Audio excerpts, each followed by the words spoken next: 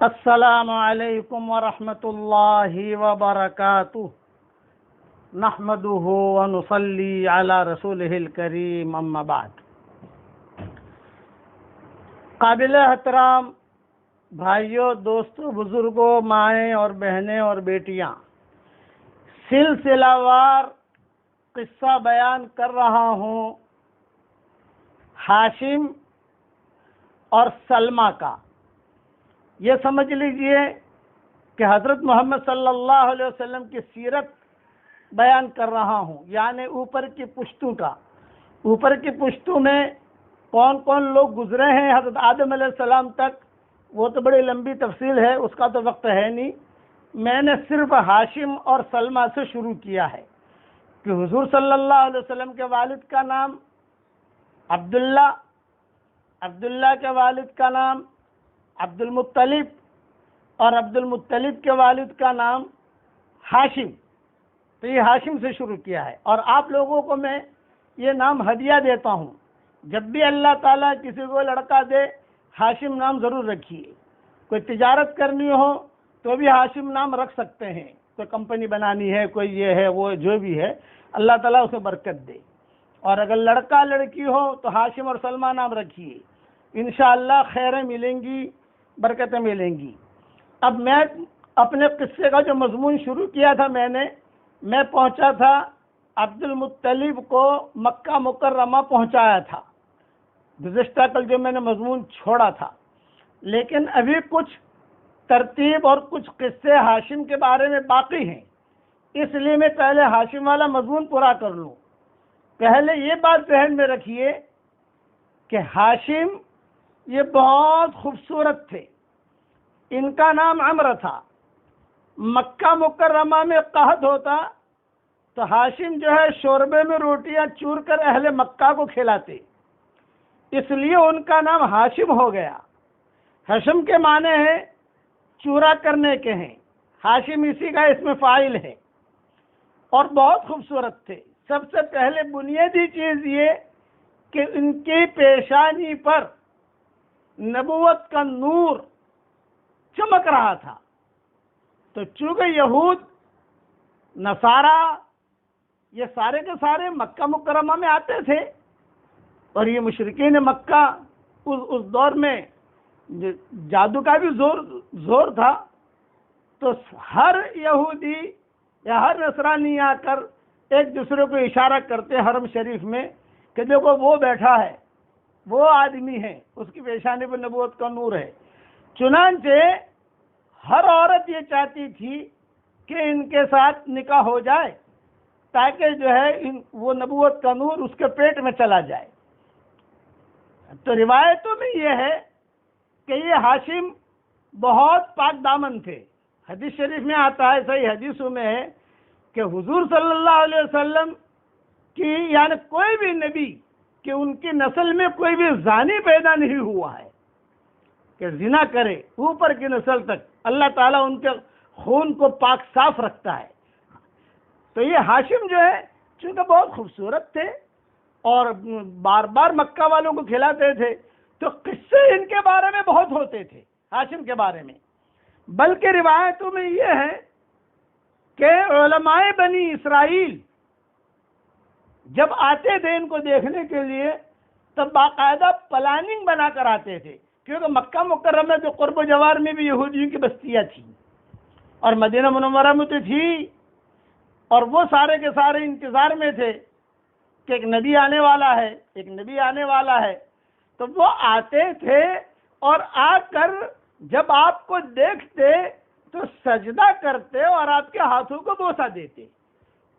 یہ صحیح علماء نے لکھا ہے سیرت کی کتابوں میں کہ وہ تو سارے لوگ تعجب کرتے کہ بھئی ہاشم کو سجدہ کیوں کر رہے ہیں، ابھی تو اسلام آیا نہیں تھا، اور اس وقت میں سرداروں کو سجدہ کیا جاتا تھا۔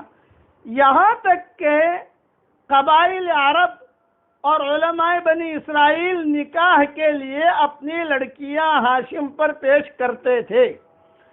یہاں تک کہ ایک قصہ ہوا کہ ہرقل روم شاہ روم نے ہاشم کو خط لکھا کہ مجھ کو آپ کے جود و کرم کی اطلاع پہنچی ہے، اور میں نے سنا ہے کہ تم بہت خوبصورت بھی ہو، اور میں نے سنا ہے کہ بھی تم جو ہے لوگوں میں سخاوت بھی کرتے ہو، تو میری خواہش ہے کہ اپنی شہزادی کو جو حسین و جمال میں یگانہ روزگار ہے نا، بہت خوبصورت ہے، میری بیٹی شہزادی ہے، تو آپ کے زوجیت میں دینا چاہتا ہوں، آپ یہاں روم آ جائیں تاکہ آپ سے شہزادی کا نکاح کر دوں۔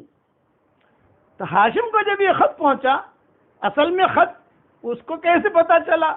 ہرقل روم کو، وہ تو روم میں بیٹھا ہے کہ یہ آدمی ایسا، وہ علماء بنی جو بڑے بڑے علماء تھے یہودیوں کے، نصارہ کے، اور پھر اس وقت میں ستاروں کا علم بھی تھا، علم نجوم جسے کہتے ہیں، یہ اس زمانے میں بہت عام تھا۔ وہ ستاروں کے علم سے وہ جانتے تھے کہ بھی کوئی ایک ہاشم نامی آدمی ہے، اور جو ہے وہ بہت خوبصورت ہے، اور پیشانی پر نبوت کا نور ٹپک رہا ہے، بس اس کی پیشانی پر کوئی عجیب روشنی ہے۔ یہ علماء اثر لیتے تھے، یہاں تک کتابوں میں لکھا ہے کہ یہودی عورتیں جو جادوگرنیاں تھیں، کیونکہ یہودیوں کے یہاں جادو بہت معروف مشہور ہے، اور اب بھی ان کے ہی جادو معروف مشہور ہے کہ یہودیوں کا جادو بہت ہوتا ہے، بڑے ماہر ہوتے ہیں وہ لوگ، تو وہ جادوگرنی آتی تھی، وہ یہودی کی عورتیں، اور ان کو اپنی طرف مائل کرتی تھی، لیکن یہ بالکل پاک صاف، انہیں کوئی بھی یعنی کسی قسم کی، حالانکہ جوان تھے، کتابوں میں لکھا ہے 25 سال کی عمر میں ہاشم کا انتقال ہو گیا تھا، کہ جب ان کا انتقال ہوا تو 25 سال کی ان کی عمر تھی۔ اب بتاؤ، بھرپور جوانی۔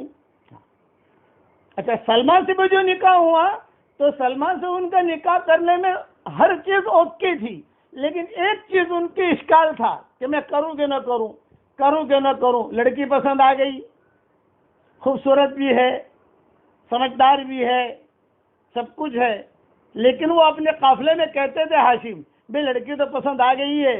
اچھا، سلمہ جو تھی یہ مطلقہ تھی، پہلے شوہر سے اس کے 2 لڑکے تھے، تو یعنی یہ تو اشکال ان کو نہیں تھا کہ میں یہ لڑکوں کا کیا ہوگا، کوئی بات نہیں، بے سلمہ سے کہہ دیا تھا کہ یہ تیرے لڑکے نہیں ہیں، میرے لڑکے ہیں، تو کوئی بات نہیں۔ حضور صلی اللہ علیہ وسلم نے بھی جو نکاح کیے بیواؤں کے ساتھ، تو ان کی جو بھی اولاد تھی ان بیواؤں کی پہلے شوہروں سے، تو فوراً حضور صلی اللہ علیہ وسلم نے اپنے پاس رکھ لی، یہ کہا کہ بھی میں ان کی پرورش کروں گا۔ چنانچہ ام سلمہ کے بچے بھی حضور نے پالے، حضرت خدیجہ کے بچے بھی جو ہے حضور صلی اللہ علیہ وسلم کے پاس رہے، جتنی بھی مائیں تھیں امہات المومنین میں جو بیوائیں ہو چکی تھی ان کے بچے تھے، تو حضور صلی اللہ علیہ وسلم نے ان بیواؤں کو بھی لیا اور ان کے ساتھ بچوں کو بھی لیا۔ یہ نہیں آج کا شہزادے کی طرح کہ آج کے لوگ شادیاں کرتے ہیں، کہتے ہیں کہ بھئی بچے جو ہے نا تیری ماں کو دے دینا، بچے تیرے بھائی کے پاس رکھنا، بچے تیرے ماموں کے پاس رکھنا۔ حلال حرام یہ تو مفتی بتائیں گے، لیکن یہ بد اخلاقی ہے۔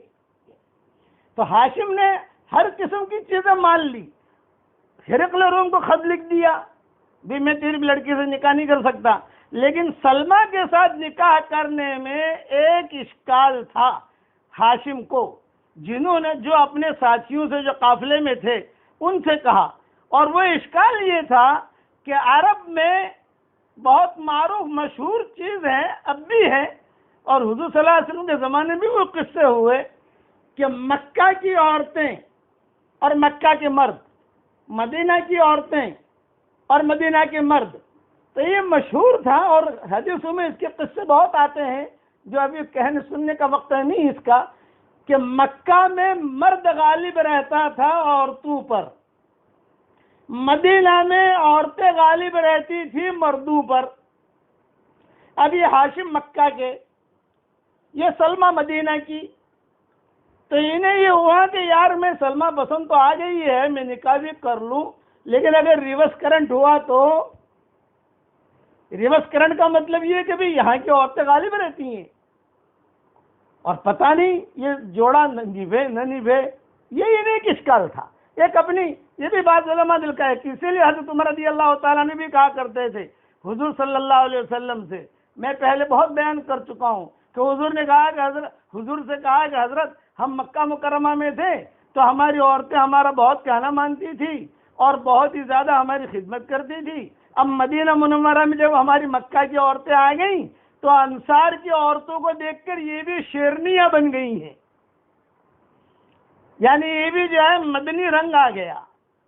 تو حجاز میں یہ چیز مشہور تھی کہ مکہ میں مرد غالب اور مدینہ میں عورت غالب، اس لیے مدینہ کی عورتوں سے شادی کرتے ہوئے یہ جو ہے سلمہ سے شادی کرتے ہوئے یہ تھوڑے سے جھجکنے لگے ہاشم، لیکن چونکہ ان کے ساتھ سمجھدار آدمی تھے، کتابوں میں یہ بھی لکھا ہے کہ انہیں اپنی قوم کا ہاشم کو بہت ہی فکر تھا، چنانچہ ہاشم مکہ مکرمہ میں رہ کر اپنی قوم کے لیے سارے مکہ والوں کو جمع کیا ہاشم نے، سارے مکہ والوں کو، اور مکہ والوں کو جمع کر کے کہا کہ دیکھو یہاں پر جو ہے کوئی روزی روٹی کا انتظام زیادہ نہیں ہے، لوگ عمرے کے لیے آتے ہیں، حج کے لیے آتے ہیں، اور یہ سارے کے ساری دنیا سے لوگ آتے ہیں، لیکن تم لوگ تو جو ہے بھوک مری کی زندگی گزار رہے ہو، قحط سالی کی زندگی گزار رہے ہو، چلو مکہ چھوڑو اور نکلو۔ چنانچہ سردیوں میں انہیں یمن کی طرف پلاننگ بنائی ہاشم نے کہ سردیوں میں یمن کی طرف چلو اور گرمیوں میں شام کی طرف چلو۔ تو یہ لوگ جو ہے گرمیوں میں شام کی طرف جاتے تھے، شام کا علاقہ وہاں کا کشمیر ہے، جیسے ہمارے یہاں کا کشمیر ہے، شملہ ہے، ٹھنڈا ہے تھوڑا علاقہ، یہ غزہ، فلسطین، یہ شام، اس میں ترکی بھی آ گیا وہ بھی شام تھا، اس میں فلسطین بھی آ گیا وہ بھی شام تھا، اور بیت المقدس تو تھا ہی، وہ تو سدا بہار تھا۔ تو یہ ہاشم نے ہی سارے مکہ والوں کو جمع کر کے یہ ترتیب بنائی۔ اب جب سلمہ سے نکاح ہوا، بہت خدمت کی سلمہ نے، حمل ٹھہرا، حمل ٹھہرنے کے بعد یہ ہاشم جب غزہ گئے اور 25 سال کی عمر میں ان کا انتقال ہو گیا۔ کتابوں میں یہ لکھا ہے کہ بہت کئی مہینوں تک ہاشم کا کچھ پتہ ہی نہیں چلا کہ ہاشم کہاں ہے، کئی مہینوں تک، کیونکہ اس زمانے میں اتنے سفر لمبے لمبے ہوتے تھے۔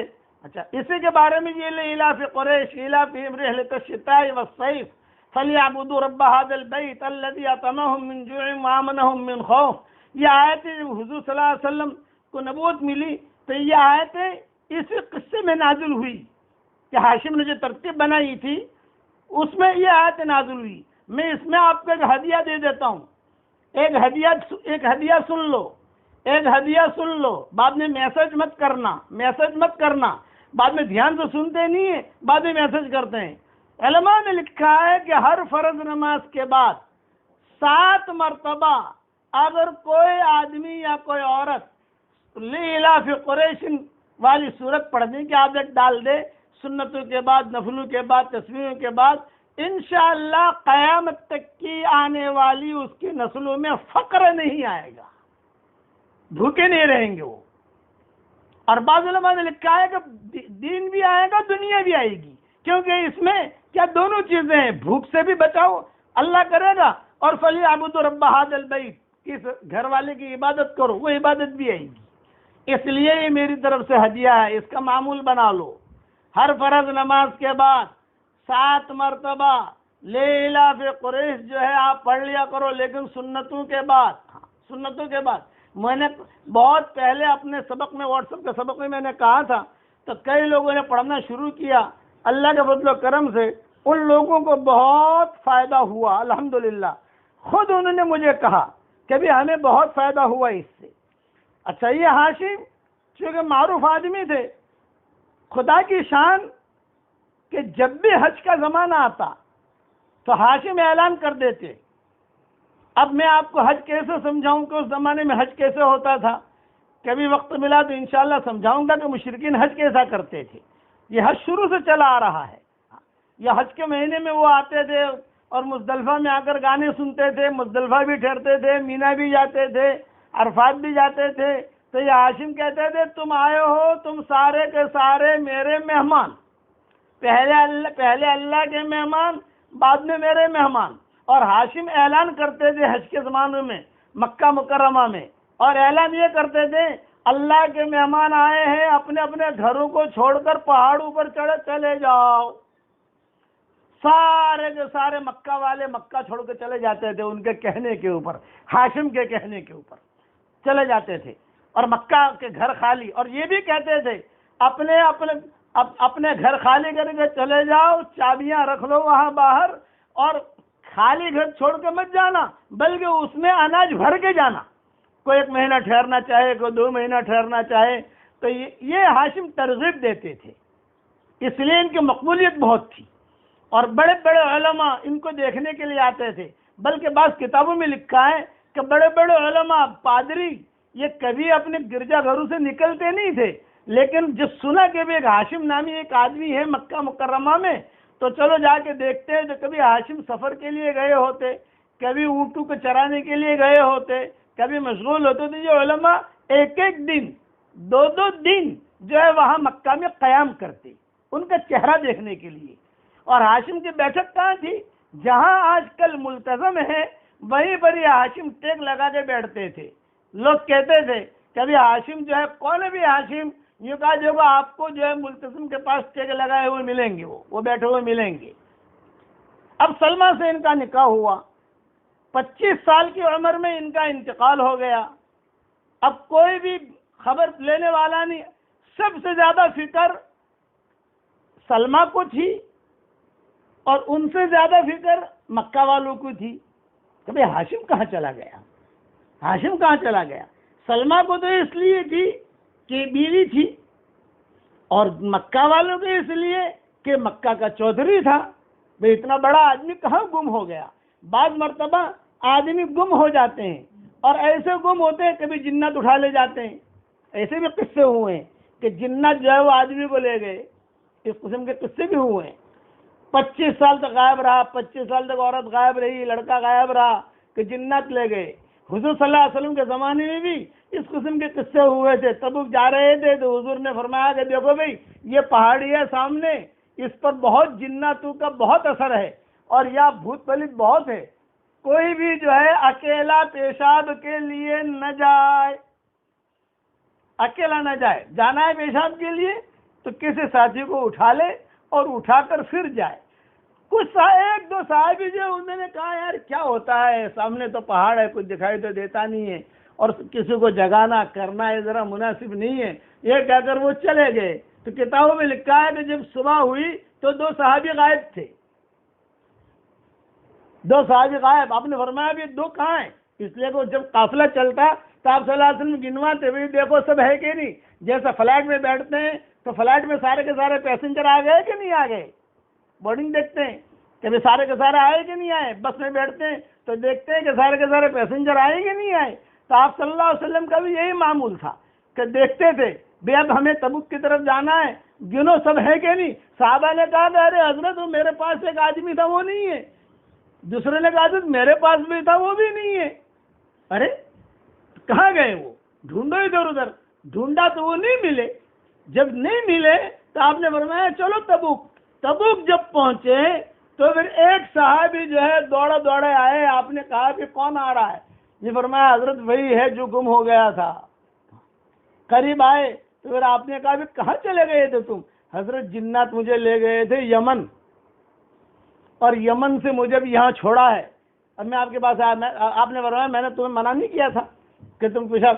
اور دوسرے صحابی وہ جو ہے بعد میں کئی مدتوں کے بعد وہ پہنچے مدینہ، تو آپ نے فرمایا ابھی تم کو ہم نے منع نہیں کیا، تو بولے جنات اٹھا لے گئے تھے ہمیں۔ تو یہ مکہ والے مدینہ والے یہ سوچ میں پڑ گئے کہ بھئی اتنا بڑا قافلہ ہاشم کا، اور یہ چودھری آدمی یہ کہاں گم ہو گیا؟ تو کتابوں میں لکھا ہے عبد المطلب تو پیدا ہو گئے، سر میں بال تھا تو لوگ بوڑھا بھی کہتے تھے، شیبہ شیبہ شیبہ شیبہ، پورے مدینہ میں کہتے تھے شیبہ۔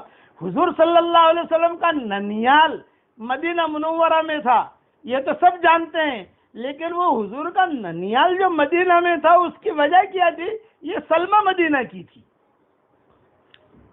کہ آپ صلی اللہ علیہ وسلم کے جو ہاشم ہیں، یعنی آپ کے دادا میں، انہوں نے یہاں شادی کی تھی، اس وجہ سے جو ہے یہاں حضور کا ننیال۔ پھر بعد میں جو ہے تعلقات بڑھتے رہے، وہ آگے تفصیل میں آئے گا انشاءاللہ۔ اب کتابوں میں لکھا ہے تو ڈھونڈنے کے بعد جناتوں میں سے کسی نے اعلان کیا کہ دیکھو بھی ہم پر کوئی تہمت مت لگاؤ، ہم نے تمہارے ہاشم کو اٹھایا نہیں ہے، اچکا نہیں ہے، کیونکہ مکہ مکرمہ یہ متبرک جگہ شروع سے تھی، یعنی مشرکین مکہ بھی اس کا بہت احترام کرتے تھے، لوگ دور دور سے آتے تھے اور اس کا بہت عزت کرتے تھے، مکہ کو اچھی نگاہ سے دیکھتے تھے۔ تو چنانچہ کتابوں میں لکھا ہے جناتوں نے جب اعلان کیا تو یہ لوگ سمجھ گئے کہ ہاشم کو جناتوں نے اٹھایا نہیں ہے، کسی پری نے نہیں اٹھایا، کسی جناتوں نے نہیں اٹھایا۔ اچھا بھی تم لوگ دکھائی تو دیتے نہیں ہو یار، تم بتاؤ تو صحیح وہ ہے کہاں؟ ایک جنات نے کہا وہ تو غزہ میں مر گیا، اور کسی نے بعض کتابوں میں لکھا ہے کہ سانپ نے کاٹ دیا، بعض کتابوں میں لکھا ہے کہ وہاں بھی جو ہے کورونا وائرس چلا تھا اس وقت میں۔ تعاون کی بیماری، یہ بیماریاں جیسے ملکوں میں، یہ تو انٹرنیشنل ہو گئی نا کورونا وائرس، اس زمانے میں یعنی شہروں میں ملکوں میں بیماریاں پھیلتی تھی، تو یہ شام جو ہے یہ مرکز تھا بیماری کا، کہ وہاں تعاون کئی مرتبہ آیا ہے۔ اسی تعاون میں حضرت معاذ بن جبل کا انتقال ہوا ہے، اسی تعاون کی بیماری میں ان کے دو بیویاں تھیں ان کا انتقال ہوا ہے، کافی صحابہ جو ہے اسی تعاون کی بیماری میں ان کا انتقال ہوا ہے۔ تو کسی نے کہا بیماری مر گئے۔ خلاصہ کلام یہ تذکرے چلتے رہے اور عبد المطلب یہاں بڑے ہوتے رہے۔ اب عبد المطلب کا کیا کریں؟ کل تو میں نے کہا تھا کہ بچپنے میں لے کر گئے، لیکن صحیح بات یہ ہے کہ بچپنے میں لے کر نہیں گئے، بلکہ عبد المطلب جب تھوڑے بڑے ہو گئے، 4-5 سال کے ہو گئے، تب جو ہے یہ مکہ والے آئے، ڈھونڈتے ڈھونڈتے سارا پتہ چلا ان کو، یہاں آئے اور کہا کہ بھی چلو تم تو ہماری بہو ہو، یعنی ہاشم سے کہا، وہ سلمہ سے کہا، اور یہ بچہ بھی ہمارا ہے، لے کے چلو۔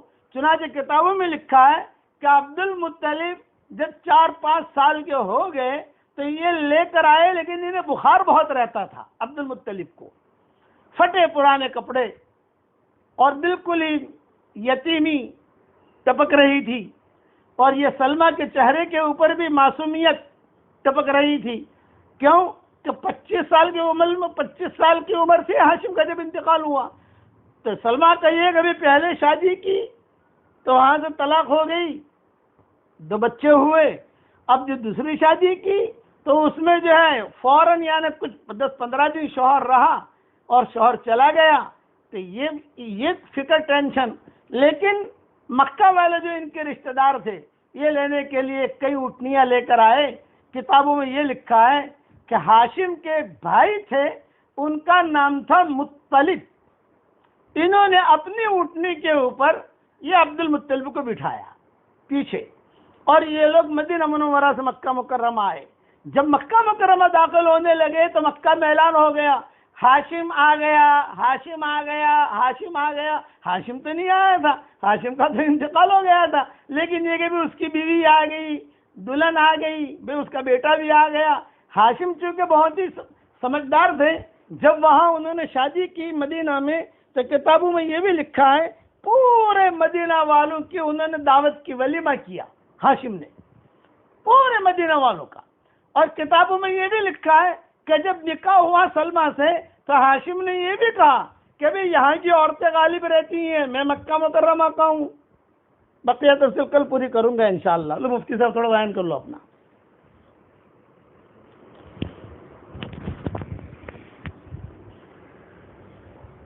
ہمارے مسائل چل رہے تھے، میں نے کل آپ لوگوں سے کہا تھا کہ گھر میں جماعت کے ساتھ نماز پڑھنے کی جو تاکید ہے اس کی وجہ سے جماعت کے ساتھ میں ہی گھر میں نماز پڑھنی چاہیے۔ اب آج میں آپ لوگوں کو کچھ مسائل سمجھا دیتا ہوں کہ جماعت کے ساتھ نماز کس طریقے سے پڑھی جائے۔ جب جماعت ہوتی ہے تو ظاہر سی بات ہے اذان کے بعد اقامت ہوتی ہے، تو اقامت جو ہے وہ گھر کے اندر گھر کا جو بڑا بالغ مرد ہے وہی کہے گا، اور اگر گھر کے اندر کوئی بالغ مرد نہیں ہے اور نابالغ بچے ہیں تو جو امام ہے وہ امام خود اقامت کہے گا، کوئی حرج نہیں ہے۔ لیکن گھر کی جو عورتیں ہیں وہ اقامت نہ کہیں، ان کا اقامت کہنا بہتر نہیں ہے۔ دوسری بات یہ ہے کہ جب جماعت کے ساتھ نماز پڑھنے کے لیے کھڑے ہو تو اگر امام کے ساتھ میں کوئی ایک ہی مرد ہے تو وہ امام کے دائیں طرف کھڑا ہوگا، اور اگر ایک سے زیادہ ہے تو پھر وہ دونوں مقتدی جو ہے وہ پیچھے کی طرف کھڑے ہوں گے اور امام آگے کھڑا ہوگا۔ جیسے ایسا ہے کہ امام نماز پڑھا رہا ہے، ایک ہی مقتدی ہے، وہ دائیں طرف کھڑا ہوا تھا اور نماز کے درمیان میں ہی کوئی اور مرد آ گیا، تو اب دونوں باتوں کی اجازت ہے کہ یا تو امام تھوڑا سا چل کر آگے چلا جائے، یا مقتدی جو ہے آگے جو امام کی دائیں طرف کھڑا ہوا ہے وہ پیچھے کی طرف آ جائے۔ نماز کے دوران آگے اور پیچھے اس طریقے سے تھوڑا چلنے کی وجہ سے نماز فاسد نہیں ہوگی۔ یہ صفوں کی ترتیب کے سلسلے میں اگر کوئی امام تھوڑا سا آگے چلا جائے یا کوئی مقتدی تھوڑا سا پیچھے ہو جائے تو اس کی وجہ سے نماز فاسد نہیں ہوگی۔ اچھا، جو عام نمازیں ہیں اس کے جماعت کے لیے کم سے کم امام کے علاوہ ایک مقتدی کا ہونا کافی ہے۔ اگر امام کے علاوہ کوئی ایک بھی مقتدی ہے تو جماعت ادا ہو جائے گی، ایک سے زیادہ ہو تو بہت اچھا ہے۔ اب آگے چلیے، آج کل گھر میں چونکہ جماعت کے ساتھ نمازیں ہو رہی ہے تو اس کے اندر، اس جماعت کے اندر عورتیں شامل ہو سکتی ہے نہیں ہو سکتی؟ تو بہت سے لوگوں کو اس کی اشکال ہوتا ہے فقہ کی ایک کتاب سے۔ فقہ کے اندر ہے یکرہ للنساء حضور الجماعات، عورتوں کے لیے جماعت کی نماز میں حاضر ہونا اور شریک ہونا یہ مکروہ ہے۔ یہ ایک عبارت ہے، لیکن اس عبارت کا اصل مطلب یہ ہے کہ مسجد میں جو جماعتیں ہوتی ہے اس میں شریک ہو کر عورتوں کا جماعت میں شریک ہونا یہ مکروہ ہے، چونکہ عورتوں کے لیے شریعت نے حکم دیا ہے کہ وہ گھر میں رہے اور گھر میں ہی رہ کے نماز پڑھے۔ تو یہاں پہ جماعت میں شریک ہونے کو جو مکروہ کہا گیا ہے وہ مسجد میں جا کر جماعت میں شریک ہونا ہے۔ ہاں، اگر گھر میں جماعت کے ساتھ نماز ہو رہی ہے اور عورتیں شریک ہو گئی تو کوئی حرج نہیں ہے، عورتوں کی نماز درست ہو جائے گی۔ اس لیے صفوں کی ترتیب اس طریقے سے ہوگی جیسے حضور اکرم صلی اللہ علیہ وسلم کے زمانے میں تھا کہ امام آگے ہوتا تھا، اس کے پیچھے مردوں کی صف ہوتی تھی، اور پھر اس کے پیچھے بچوں کی صف ہوتی تھی، اور پھر اس کے پیچھے عورتوں کی صف۔ یہ ترتیب ہے۔ لیکن آج کل گھر اتنے چھوٹے ہیں کہ گھروں کے اندر 2-3 صفیں ہو جائے وہی غنیمت ہے۔ اس لیے ایک دوسرے طریقے پر بھی ہم عمل کر سکتے ہیں کہ بچے جو ہے ان کی مستقل الگ سے صف نہ بنائی جائے۔ یہ دھیان میں رکھے کہ 9 سال کی جو لڑکی ہے وہ بالغ کے حکم میں سمجھی جائے گی، وہ تو عورتوں کی صف میں ہو جائے، اور 12 سال کا جو لڑکا ہے یہ بھی بالغ کے حکم میں ہوگا، بالغ کے حکم میں۔ بالغ کے حکم میں ہونے کا یہ مطلب نہیں ہے کہ اس کا امام بننا بھی درست ہے، اس کا مستقل الگ مسئلہ ہے جو انشاءاللہ کل میں آپ لوگوں کو بتاؤں گا۔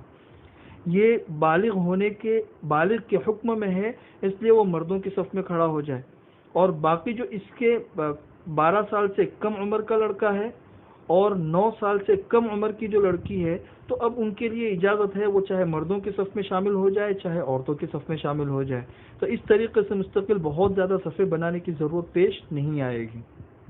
اسی میں ایک مسئلہ یہ بھی دھیان میں رکھے کہ بہت سے گھر ایسے ہوتے ہیں وہ لمبائی کے اندر ہوتے ہیں، چوڑائی میں ان کے اندر اتنی گنجائش نہیں ہوتی کہ 3-4 صفیں لگ جائے، حال بتا چوڑائی اتنی لمبی ہوتی ہے کہ امام آگے ہے اور پوری ایک لمبی صف ہے، اور اس لمبی صف کے اندر اس طریقے سے کہ بیچ میں ایک پردہ ہے یا دونوں کمرے الگ الگ ہیں، پہلی ہی صف کے اندر ایک طرف مرد ہے اور دوسری طرف عورتیں ہیں۔ لوگ پوچھتے ہیں کہ اس طریقے سے نماز درست ہوگی یا نہیں؟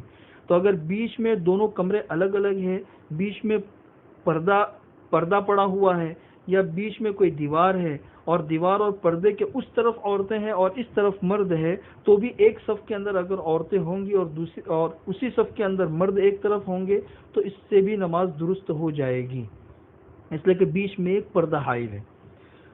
پھر جو امام نماز پڑھائے گا اس کے لیے ضروری ہے کہ پیچھے کھڑی ہونے والی عورتوں کی امامت کی نیت کرے۔ یہ دھیان میں رکھیں، اگر مرد جو ہے وہ عورتوں کی امامت کی نیت نہیں کرے گا تو پیچھے کھڑے رہنے والی عورتوں کی نماز درست نہیں ہوگی۔ امام یہ نیت کرے کہ میں عورتوں کا بھی امام ہوں۔ عام نمازوں کے اندر تو صرف اتنی نیت کر لینا کافی ہوتا ہے کہ میں نماز پڑھا رہا ہوں، بس نماز ہو گئی۔ لیکن اگر عورتیں پیچھے نماز پڑھ رہی ہے تو اس نیت کا اضافہ کرنا ضروری ہے کہ میں عورتوں کا بھی امام ہوں یا عورتوں کو بھی نماز پڑھا رہا ہوں، تو ہی عورتوں کی نماز درست ہوگی، ورنہ عورتوں کی نماز درست نہیں ہوگی۔ اس سے متعلق کچھ اور مسائل ہیں، انشاءاللہ وہ کل آپ لوگوں کو بتا دوں گا۔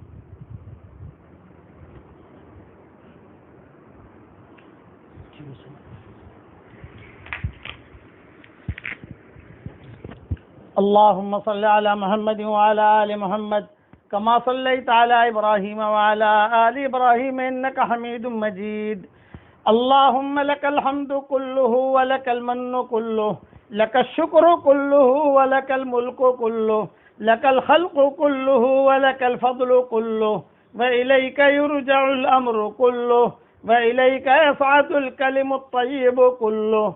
لك الحمد بالإسلام، لك الحمد بالإيمان، لك الحمد بالقرآن، لك الحمد حتى ترضى، لك الحمد إذا رضيت، لك الحمد بعد الرضا. اللهم لك الحمد على سابغ نعمك، اللهم لك الحمد حمدا كما ينبغي لجلال وجهك وعظيم سلطانك. یا لطیفا بخلقه یا علیما بخلقه یا خبیرا بخلقه الطف بنا یا لطیف یا علیم یا خبیر. یا لطیفا بخلقه یا علیما بخلقه یا خبیرا بخلقه الطف بنا یا لطیف یا علیم یا خبیر. اللهم یا فارج الهم ویا کاشف الغم یا مجیب دعاء دعوت المضطرین ارحمنا رحمة تغنینا عن رحمة من سواک. لا الہ الا اللہ العظیم الحلیم، لا الہ الا اللہ رب العرش العظیم، لا الہ الا اللہ رب السماوات ورب الارض ورب العرش الکریم. بسم اللہ علی دیننا، بسم اللہ علی دنیانا، بسم اللہ علی انفسنا، بسم اللہ علی اہلنا، بسم اللہ علی اموالنا، بسم اللہ علی اولادنا، بسم اللہ علی کل شیء اعطانا ربنا. لا الہ الا انت سبحانک انا کنا من الظالمین. یا ذا الجلال والاکرام، اے اللہ ہمارے گناہوں کو معاف فرما، اے اللہ ہمارے خطاؤں سے درگزر فرما، اے اللہ جو بھی پریشان حال ہو ان کے پریشانیوں کو دور فرما. اے اللہ یہ رمضان کا مبارک مہینہ آیا ہے، اے اللہ ہمیں اس کی قدر کرنے کی توفیق عطا فرما. اے اللہ کئی حشر کے میدان میں یہ نہ کہہ دیا جائے کہ سوائے بھوک اور پیاس کے تمہیں کچھ بھی نہیں ملا ہے. اے اللہ اس بدبختی سے تو ہماری حفاظت فرما. یہ مبارک مہمان حشر کے میدان میں ہماری موافقت میں گواہی دے رہا ہو، مخالفت میں گواہی نہ دے رہا ہو، تو اس کی غیب سے صورت شکل پیدا فرما. اے اللہ اگر آپ نے ہمارا نام سعید اور نیک بختوں میں لکھا ہو تو ہمارا نام انہی میں لکھے رکھیو، اور اگر آپ نے ہمارا نام شقی اور بدبختوں میں لکھا ہو تو ہمارا نام ان کی فہرست سے مٹا دینا، اور نیک لوگوں کے فہرست میں ہمارا نام لکھ لینا. لکھنا بھی آپ کا کام ہے، مٹانا بھی آپ کا کام ہے، لوح و قلم بھی آپ کے پاس ہے. اے اللہ جتنا مجمع آمین کہہ رہا ہے، بلکہ اس وقت میں جتنا دنیا میں جتنے انسان ہیں، چاہے مسلمان ہو، چاہے غیر مسلم ہو، چاہے یہود و نصارہ ہو، چاہے مجوسی ہو، جس مذہب سے تعلق رکھتے ہو، اے اللہ یہ ساری انسانیت آپ کو نہیں دیکھ سکتی، لیکن آپ ہم سب کو دیکھتے ہیں. اگر ہم سب آپ کو دیکھ لیتے تو اے اللہ سب آپ کے پاؤں پکڑ لیتے، آپ کا ہاتھ پکڑ لیتے، اور جب تک ہماری پریشانیاں دور نہ ہوتی یہ مجمع آپ کو ہرگز نہ چھوڑتا. بڑے سے بڑا چودھری تجھ سے چمٹ جاتا. اے اللہ ہم محتاج ہیں، تو کسی کا محتاج نہیں ہے. بیماریاں بھی تیرے غلام اور تیری لونڈیاں اور تیری باندی ہیں. اے اللہ یہ بیماریوں کو تو نے پیدا کیا ہے، یہ بیماریاں بھی تیری پاکی بیان کرتی ہے، یہ کورونا وائرس بھی تیری پاکی بیان کرتا ہے. اے اللہ عافیت کے ساتھ ان بیماریوں سے پوری انسانیت کو نجات دے دے. جو پریشان حال ہو اے اللہ اس کی پریشانیوں کو دور فرما. اچانک کا خیر ہمیں نصیب فرما، اچانک کے شر سے تو ہماری حفاظت فرما. ہمارا کھویا ہوا دین ہمیں واپس دے دے. اے اللہ ہماری زندگی کا یہ آخری رمضان نہ ہو. گزشتہ سال اس وقت میں کئی ہمارے دوست موجود تھے، آج وہ اپنے قبروں میں چلے گئے ہیں. اے اللہ وہ انتظار میں کہ کوئی ہمارے لیے بھی دعا کرتا ہے کہ نہیں کرتا. کسی کے باپ کا انتقال ہو چکا ہے، کسی کی ماں کا انتقال ہو چکا ہے، کسی کے پیاری بیوی کا انتقال ہو چکا ہے، کسی کے شوہر کا انتقال ہو چکا ہے، کسی کا بھائی اور بہن کا انتقال ہو چکا ہے، وہ انتظار میں ہے کوئی ہمیں یاد کرتا ہے کہ نہیں کرتا۔ اے مولا کریم، جتنے مسلمان اسلام کی حالت میں دنیا سے رخصت ہوئے ہوں، ان سب کی قبروں کو تو نور سے منور فرما، ان کے درجات کو بلند فرما، کروٹوں انہیں آرام نصیب فرما، ان کی ہڈی ہڈی کو جنت نصیب فرما۔ اے اللہ، ہمارے ماں باپ کی مغفرت فرما۔ یہ مجمع جو آمین کہہ رہا ہے، کسی کے باپ کا انتقال ہو چکا ہے، کسی کی ماں کا انتقال ہو چکا ہے، اور کسی کے ماں اور باپ دونوں کا انتقال ہو چکا ہے۔ اے اللہ، ان کی قبروں کو تو نور سے منور فرما دے، ان کے درجات کو بلند فرما دے۔ اے اللہ، بار بار ہمیں مبارک گھڑیاں مل رہی ہوں، تو اس کی غیب سے صورت شکلیں پیدا فرما۔ اے اللہ، حجر اسود کے برکت سے ہماری پریشانیوں کو دور فرما۔ اے اللہ، حروف مقطعات کے برکت سے ہماری پریشانیوں کو دور فرما۔ قرآن میں جو حروف مقطعات ہیں، الف لام میم کی برکت سے، الف لام را کی برکت سے، حامیم عین سین قاف کی برکت سے، کاف ہا یا عین صاد کی برکت سے، طٰہٰ کی برکت سے، یاسین کی برکت سے، قاف کی برکت سے، نون کی برکت سے، اور اللہ حامیم کی برکت سے جتنی بھی حروف مقطعات ہیں، ہم نے کتابوں میں پڑھا ہے کہ یہ حروف مقطعات میں تو نے اللہ بہت بڑی خیریں رکھی ہیں جسے تو جانتا ہے اور کوئی نہیں جانتا۔ اے اللہ، پورے قرآن کی برکت سے، عافیت سے تو ہم سب کی پریشانیوں کو دور فرما۔ اے اللہ، ہواؤں کے ساتھ جو خیریں آتی ہیں وہ خیریں ہمارے لیے مقدر فرما۔ ہواؤں کے ساتھ جو برائیاں آتی ہیں ان برائیوں سے عافیت سے تو ہماری حفاظت فرما۔ اے اللہ، جنت بھی تیری تعریف بیان کرتی ہے، جہنم بھی تیری تعریف بیان کرتی ہے۔ اے اللہ، جنت الفردوس کے دروازوں پر ہمارا نام لکھ لے، ریان دروازوں سے ہمارے لیے جنت میں داخلہ مقدر فرما۔